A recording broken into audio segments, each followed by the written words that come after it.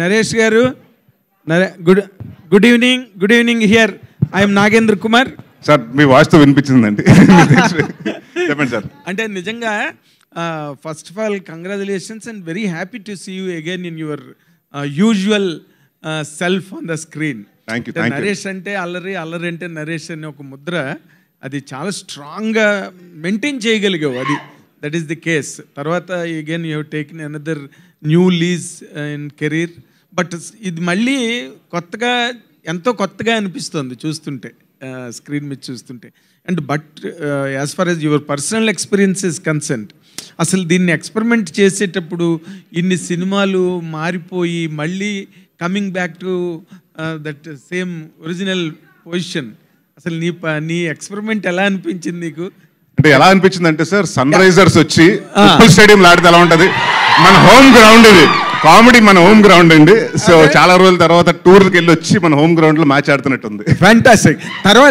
తర్వాత ఈ సినిమా చేసిన తర్వాత, కంప్లీట్ అయిన తర్వాత నీకు దాంట్లోంచి మళ్ళీ ఆ జానర్ నుంచి బయటకు వచ్చి మళ్ళీ ఇంకో సినిమా చెయ్యాలంటే అసలు how will it feels for you Naresh? Sir that is an active thing sir. అంటే స్విచ్ ఆన్ స్విచ్ ఆఫ్ అవ్వాలి. మనం చేసే పాత్రలు, ఒక కామెడీ సినిమా చేస్తుంటే మనం అక్కడ కామెడీ ఎమోట్ చేయాలి, అదే సీరియస్ క్యారెక్టర్ చేసినప్పుడు. So I think as an యాక్టర్గా 62 సినిమాలండి, ఇది 62వ సినిమా. కొడతారు ఇంకా ఇప్పుడు కూడా నేను అలాగే. అంటే so it's been an experience అండి. అంటే it's been an learning experience. నేను చాలా మంది పెద్ద పెద్ద డైరెక్టర్స్ దగ్గర చేశాను, బాపు గారు, విశ్వనాథ్ గారు, ఇలాంటి వాళ్ళ దగ్గర చాలా నేర్చుకున్నానండి. So it's become an easy thing. And for me what I believe it's actor should be switch off switch on అండి.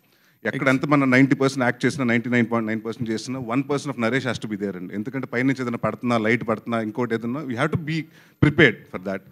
సో అంతనే జీవించేయనని చెప్తానండి. నేను జీవించను కానీ ఎక్కడో న్యాచురల్గా ఉంటాను, మొత్తం ట్రై చేస్తాను. అదే. తర్వాత ఈ ట్రైలర్ ఇప్పుడు చూస్తున్న దాంట్లో ఎక్కడో ఒక చోట ఒక చిన్న సీరియస్ టచ్ కనిపించింది. అవునండి. అది what that serious touch can be? అంటే ఇట్స్ అబౌట్ అండ్ ఎమోషన్ అండి. అంటే పెళ్లి కాని వాళ్ళు ఉంటే వాళ్ళ ఇంట్లో ఎంతమందికి, అంటే ప్రతి ఒక్కళ్ళు వచ్చి పెళ్ళి ఎప్పుడు, పప్పను ఎప్పుడు పెడతామని అడుగుతుంటారండి క్వశ్చన్స్. వాళ్ళ ఇంట్లో ఎంతమంది బాధపడుతుంటారు. ఇంకా అక్కడి నుంచి హౌ ఒక మ్యారేజ్ అన్నది జరగకపోతే వాళ్ళ అప్సైడ్లో అయిపోతుంది జీవితం. సో దాని గురించి చూపిస్తుంది జరుగుతుంది. It has an emotion also అండి towards the end of the film.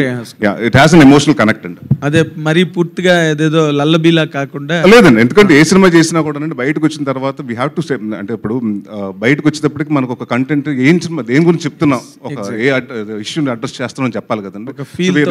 Like దీంట్లో కూడా ఒక చిన్న సీరియస్ ఇష్యూని అడ్రస్ చేయడం జరుగుతుందండి. చాలా మందికి అది ఇప్పటికీ తెలియదు.